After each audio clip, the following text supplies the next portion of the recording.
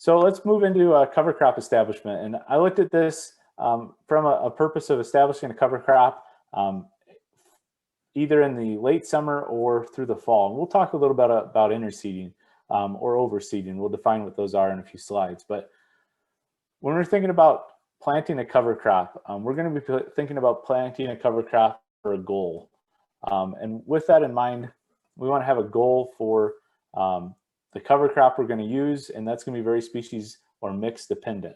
Oftentimes we plant a cover crop to prevent soil erosion, reduce nutrient losses, such as preventing runoff and scavenging for residual nitrate.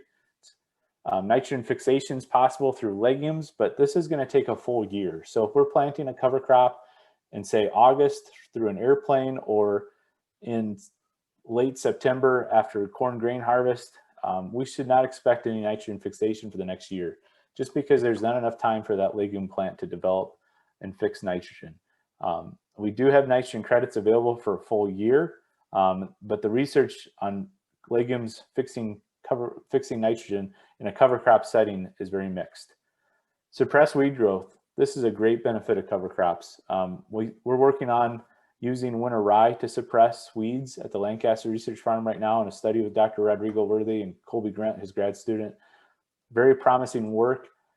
In addition, winter rye is great to plant soybeans into. So there's a lot of biomass produced by winter rye. That biomass is going to help suppress those weeds, especially some of our small seeded broadleafs like amaranthus species. We can see some insect support and suppression through cover crops. And then of course we see soil conditioning and improving soil health. It's possible that some of our cover crop species could be helping us build soil organic matter, which of course takes a long time. We can be enhancing soil biology by that diversity component of diversity of roots that those microbes in the soil are seeing. And then we can see some uses of alleviating and preventing soil compaction from cover crops. In Wisconsin, we're interested in cover crops for supplemental forage production. There's some things to think about if you use that cover crop for forage. We'll cover those at the very end of the presentation, but can be a very cheap forage crop, and it comes along with a lot of other benefits of keeping a living root in the ground year-round.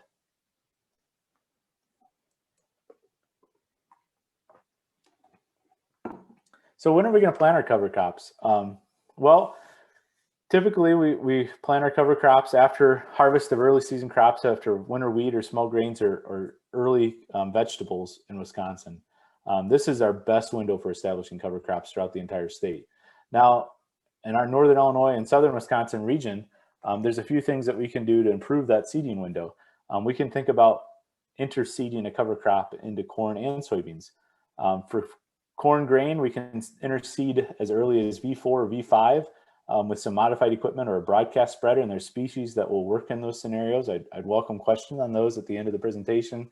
For soybeans, we're thinking about an overseed application at R7 or later. And for overseeding corn, we're thinking about 50% dry down or later, or about 2 weeks before you would harvest silage corn if you're harvesting in silage corn. And I define that as an overseed application. That's typically done with an airplane.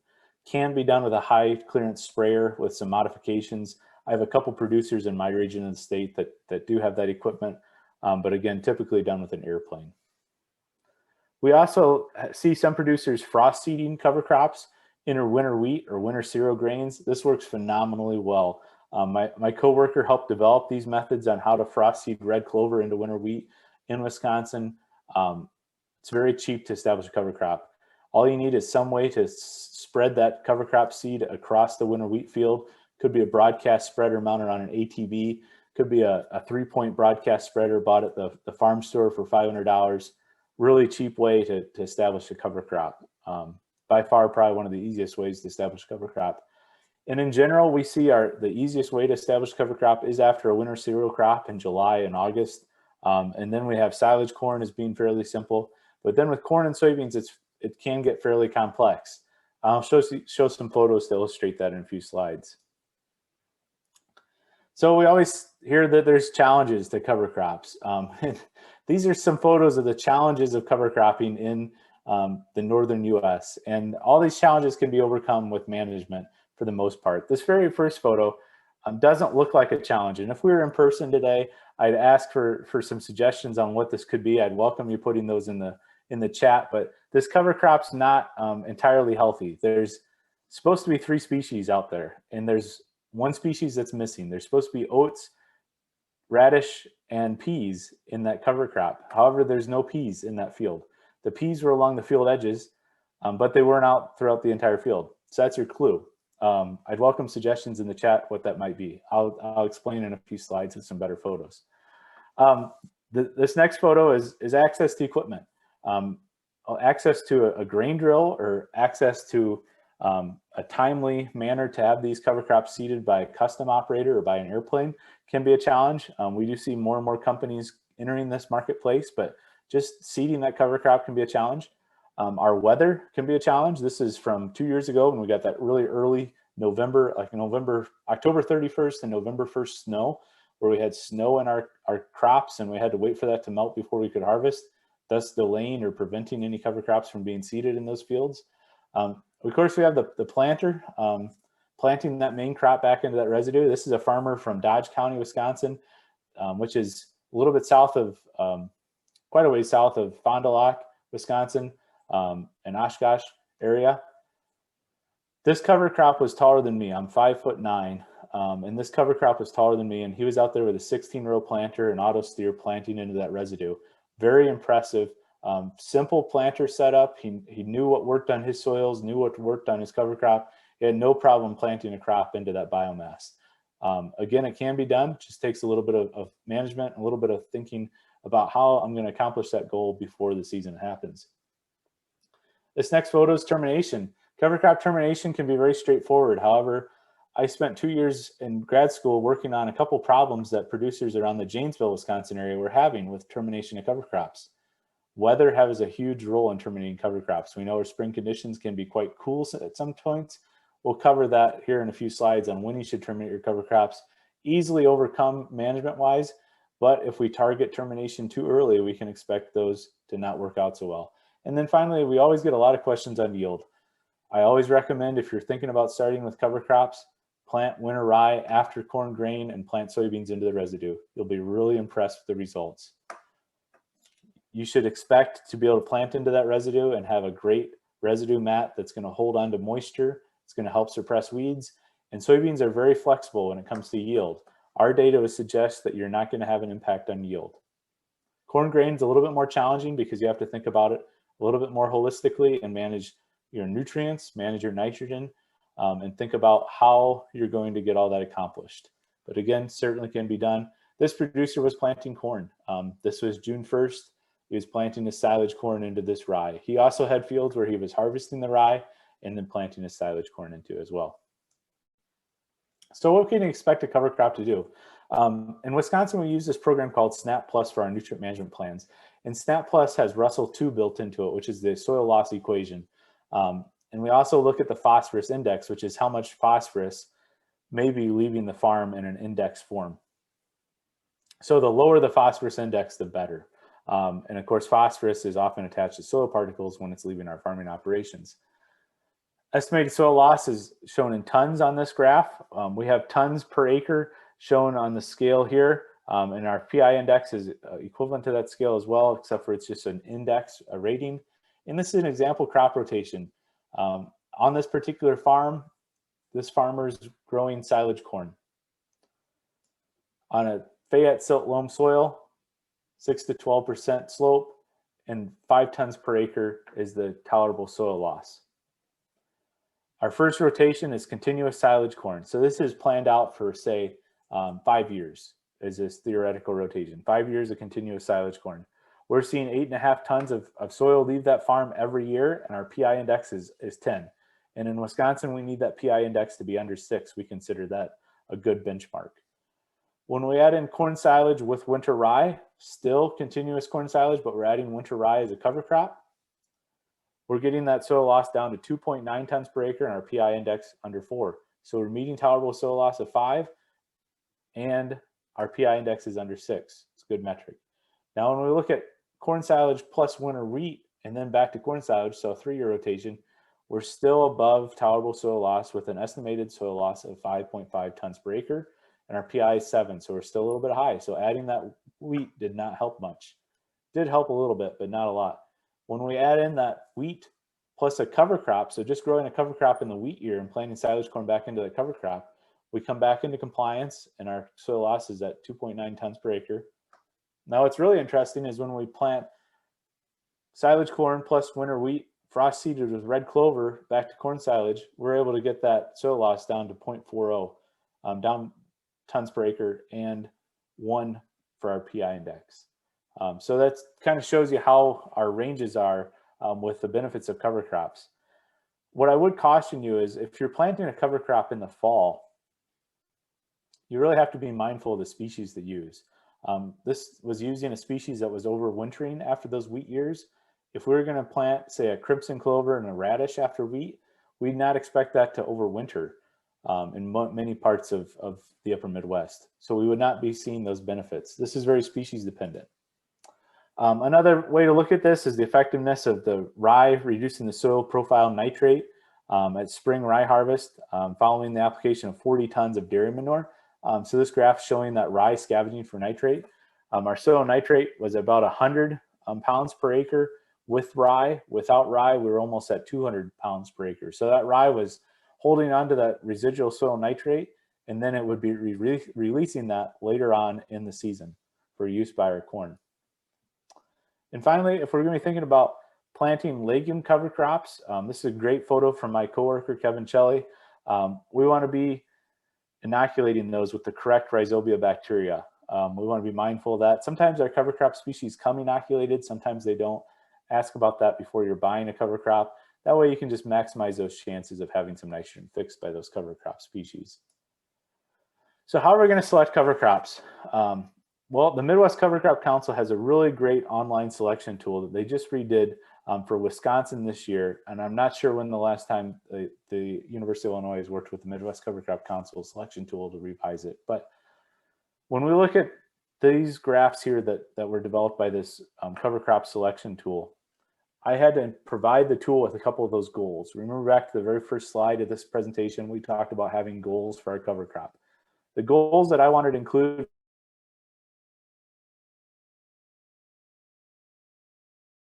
were reducing erosion, provides a rating then for goal fulfillment. And those are these numbers here.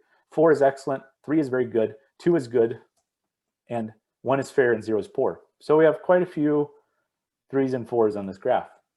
Now I indicated the program that I wanted to plant these after corn grain, and then it gives me a seeding window. So this graph on the left is the data that I received for Illinois for Joe Daviess County, and the graph on the right is the data I received for Grant County, Wisconsin, right next to each other. Galena, Wisconsin, or Galena, Illinois, Platteville, Wisconsin.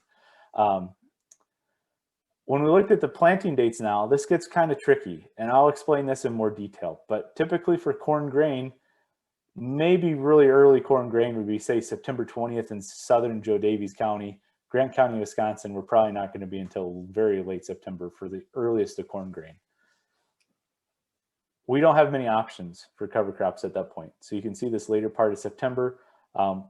Reliable establishments provided by the green bar. The yellow one is saying that we have a risk of that cover crop being injured by a freeze issue at that point of the year. And then again, some of these species aren't going to be recommended at all, like sorghum sedan grass. You would not plant that late in the season because it's just not going to do anything. It's likely not even going to merge. So again, quite a few species, but not very many species once we think about corn grain or soybean in October 1st timeframe. So what species would we recommend? Well, if we're planting these after small grains or vegetables, we have a ton of species available. Basically every cover crop that's advertised in the farming magazines or advertised in the seed publications is available to be planted after small grains or vegetable crop in our region. This chart is out of Cover Crops 101 in University of Wisconsin publication. It's available if you Google cover crops in Wisconsin, A4176. I'd be glad to provide a follow-up link as well to anyone interested to this publication. It's free, available as a PDF online. Many species here available to plant. Some of the highlights and some of the more common ones we see grown after wheat, our annual ryegrass, oats, sorghum, sudan grass, somewhat if you're thinking about grazing that could be an option. Be mindful of the feeding restrictions for these though. Winter rye, by far the most common cover crop I see, including radishes in a mix. So we wouldn't plant a solid standard radish, rapeseed or turnip in a mix. And then our clover species, most common one I see after winter wheat is crimson clover, red clover. However, I have heard of some berseem clover or cowpea or hairy vetch being used, but it's just not as common as those. What about silage corn? So maybe a few silage corn producers in the audience today. The list narrows quite a bit. So as you see, we lost our brassicas and our legumes. That's because we think that we're going to establish these by mid-September, and think back to that first chart from the Midwest Cover Crop Council. We lost a lot of those species by mid-September. So we're down to our small grains and brassicas, or small grains and grass species by mid-September. After corn grain and soybean grain, we're down to winter rye and winter triticale. These are the only two we recommend planting after harvest of these crops because of that window we have between harvest and snowfall, and these will overwinter. So we've seen success where we're planting these cover crops and they're emerging right before it gets really cold out, and then they're successfully overwintering. I have some photos to illustrate that as well. Everybody talks about seeding rate. Seeding rate's more of an economic decision. We have some guidelines. NRCS has guidelines. Local programs may have guidelines for cost share, but we're thinking 40 to 60 pounds per acre. So a little less than a bushel, or right about a bushel of winter rye per acre is our seeding recommendation, and that is for a drill seeding application. If we're going to broadcast that, we recommend bumping that up, and then we can also change that if we're going to be incorporating with a broadcast method. Seeding depth is very important for all these cover crop species. You'll see that winter rye we're recommending 3/4 of an inch to 1.5 inches. We back up a slide to the vegetable crop slide. We want to see these very small seeded species being planted at different depths. So again, we're 3/4 of an inch to 1.5 inches for our small grains. However, we get down to 1/4 inch for our rapeseed and turnip seed, and 1/4 inch for many of our clover species. That's really important. If we plant our brassicas and our legumes too deep in a mix, likely they won't come up as we expect them to. That's a very common problem. That's also very common if we're seeding our cover crops with any sort of vertical till machine. Have the seeder on the back of that piece of equipment. We don't need to incorporate that seed that heavy. We just need to cover it with the soil. So very light incorporation. That's why a drill is a great tool to have. You can precisely set that depth and then have that seeding rate set fairly close to being accurate as well. So why only a few cover crop options? It has to do with growing degree days. Madison, Wisconsin, October 1st, using a 50-degree base temperature, we're only going to get about 200 growing degree days after that October 1st. So not a lot of growing season left. I pulled up a couple other maps. This is our typical first frost dates. So in Wisconsin, Grant County, we expect that first frost between October 4th and 10th. If we move over just Lafayette and Greene County, it's September 27th through October 3rd. Illinois, Joe Daviess County, November 16th.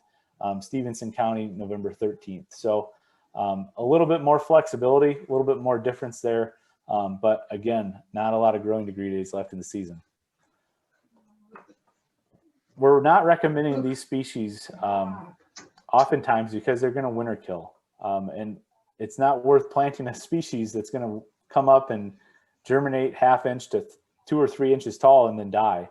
That just isn't economically profitable. So as this graph here shows, many of our cover crop species we'd expect to winter kill. Only our cereal grains we'd expect to overwinter. Crimson clover is the exception to that. We see that overwinter some years, and other years it doesn't. Maybe variety dependent. It's difficult to tell what exact variety you are planting if there is any variety variation in that. Red clover will always overwinter in our region. Same with hairy vetch. Red clover, great cover crop to recommend as well.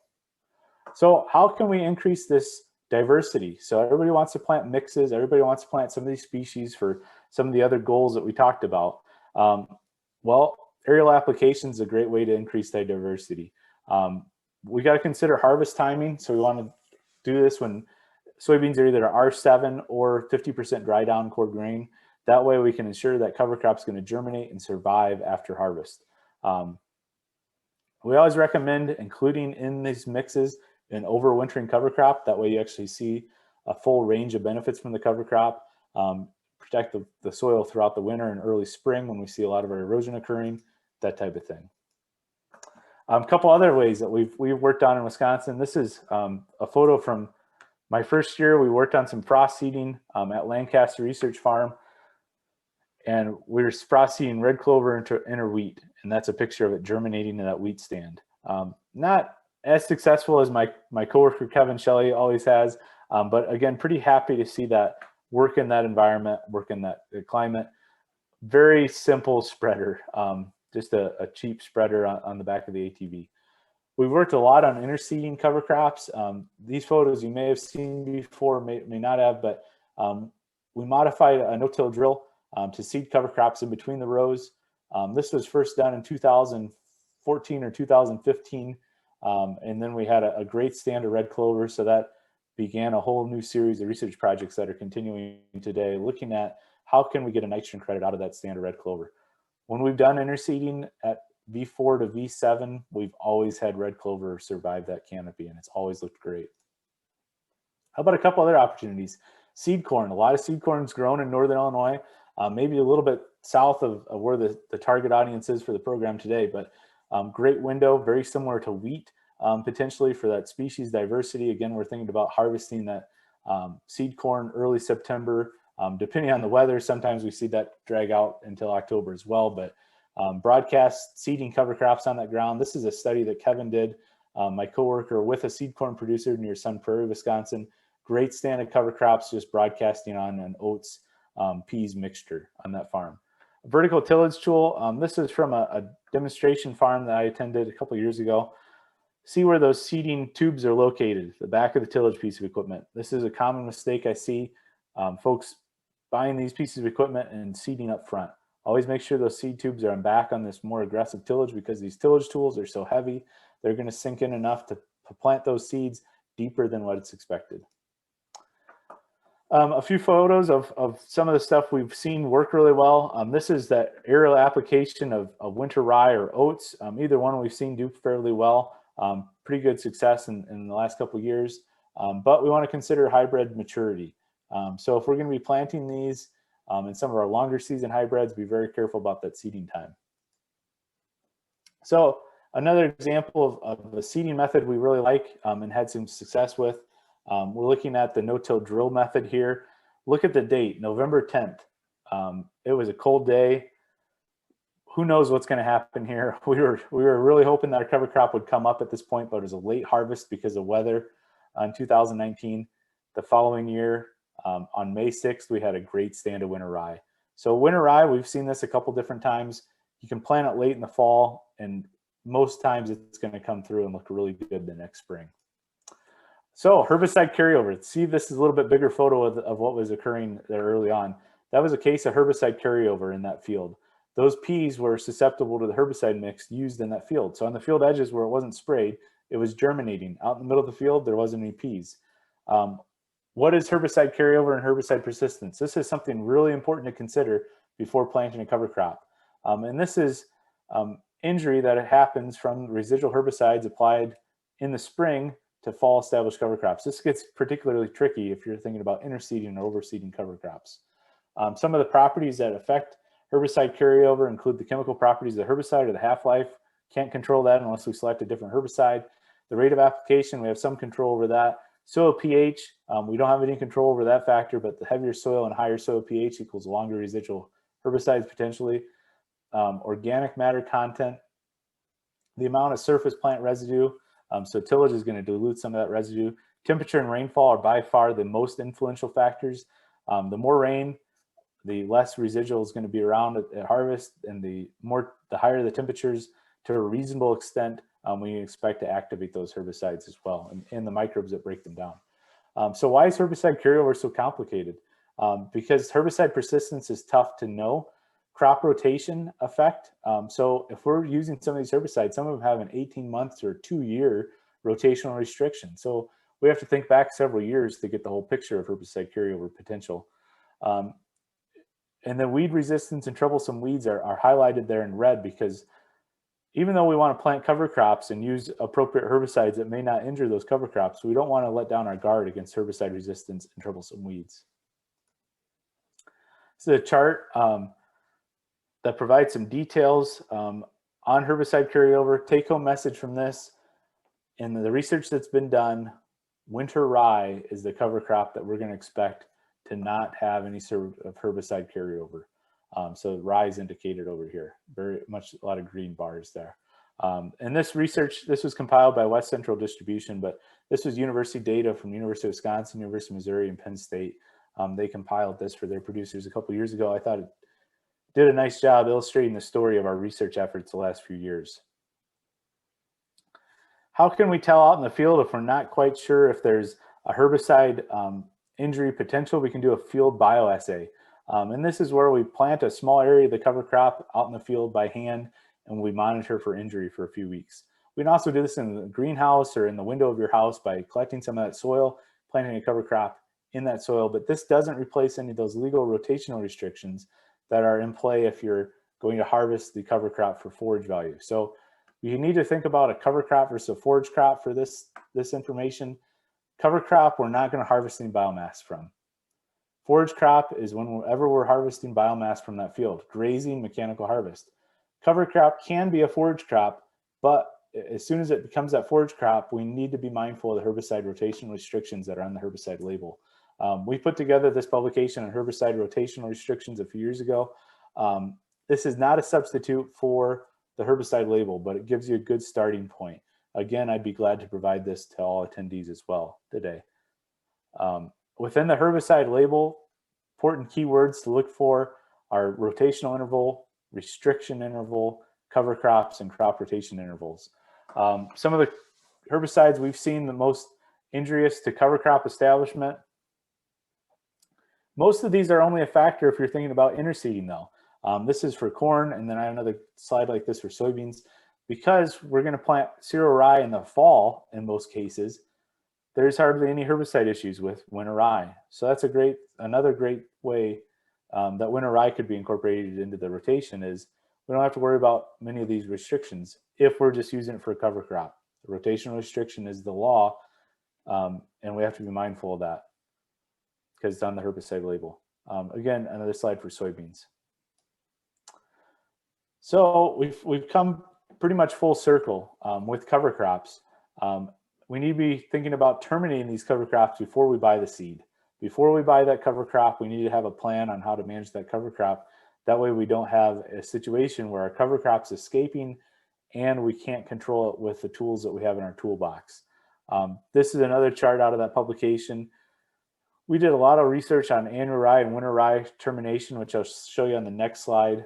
Many of our cover crop species can be terminated by fairly common burn down mixes that we use, glyphosate and a growth regulator. We don't recommend tillage for termination unless absolutely necessary, because tillage defeats a few of the soil building purposes, but it also often requires multiple passes of tillage to terminate some of these cover crops. I've seen that become a train wreck where you have winter rye out in the field, and to try and terminate it early, I've seen someone try and use a field cultivator to terminate that winter rye. It drags the clumps of winter rye around, they reseed, and then in 2 weeks you have a mess because the field's uneven and you still have clumps of winter rye to go out there and try and manage. Again, be mindful, many of our cover crop species would winter kill, so plan for that when you're buying your seed. And then any cover crops like winter rye, red clover, that type of thing would overwinter, so have a plan to terminate those. This is some of the work we've done on cover crop termination. Winter rye, very common forage harvest crop. The question was, does forage harvest terminate it? And if so, when should we apply those herbicides if it doesn't terminate the winter rye? So this is winter rye and annual ryegrass. We simulated a forage harvest with a mower and raked off that biomass.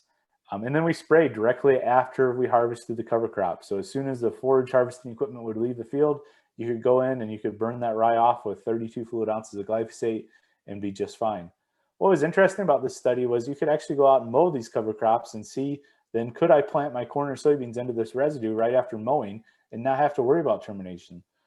For winter rye, I would say you had about 2 to 3 weeks before you had to get real concerned about termination. These photos were taken 2 weeks after mowing. For indoor ryegrass, though, it came back just like your lawn. It came back very aggressive and would definitely need a herbicide application. So what do we recommend for these grass cover crops to be terminated? Termination has to occur when they're actively growing. So this means waiting until day and nighttime temperatures are 55 degrees during the day and 40 degrees at night, at least for 3 days pre and post herbicide application. Application also really needs to be applied 4 hours before sunset. This is going to ensure success. This was one of those points I pointed out earlier in the presentation, a challenge of cover crops. Termination is always a challenge if there's not a plan in place. It's straightforward if we have a plan in place that we can follow, and weather is definitely a key consideration of that. So spring management, we're going to either let our cover crops winter kill or terminate with herbicide, but what if we want to go to level 201, the next step? Well, planting green. There's a lot of interest in planting green. This is that farmer in Dodge County planting into that rye that was as tall as I was. That's the next level. That's once you get comfortable with the system, once you start to figure out the management, the complications, what's easy and what needs a little bit more thought. With cover crops, it's great to plant green. I've seen it done very well. It just takes a little bit of planning. Crimping, I recommend anyone that's really serious about growing cover crops and growing soybeans to look into crimping. Crimping winter rye, very simple. You can buy a crimper for $4,000 to $5,000 for a reasonably sized crimper, and then you can crimp that winter rye, plant soybeans into that residue, and have a great amount of biomass. In organic systems, they use this as their sole weed control tactic.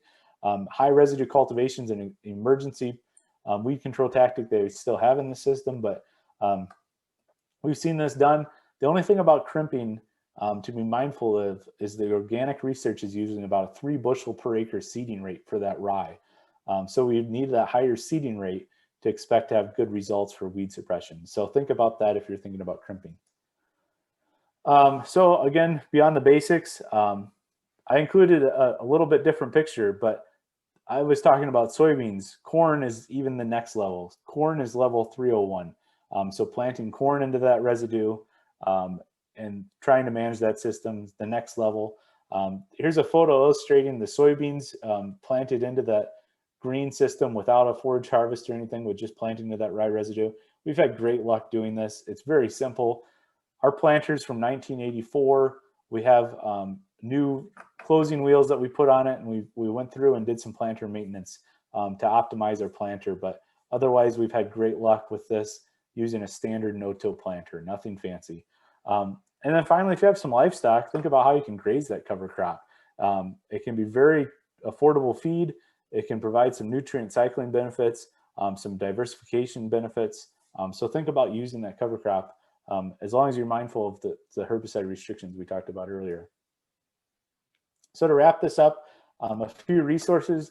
Again, I'd be glad to provide these to Phil up, and he can help me distribute these to folks that need them or would like them. Cover Crops 101 is a publication we put together a couple years ago. It's about an 8-page publication, walks through all the different considerations we talked through today. Interseeding cover crops and row cultivated corn, we have a publication on that, and then our rotational restrictions. We also have a printed publication on some of the weed science stuff we talked about today that I'd be glad to provide as well. So for more information, we do have a website, Cover Crops in Wisconsin, that would have some of this cover crop stuff I talked about. For the weed science stuff I talked about, that's on the Wisc Weeds website. So Google University of Wisconsin Weed Science, Rodrigo Worley, and that will come up. Some more photos, a video on the project, that type of thing is all available online. So with that, I would welcome any questions or comments.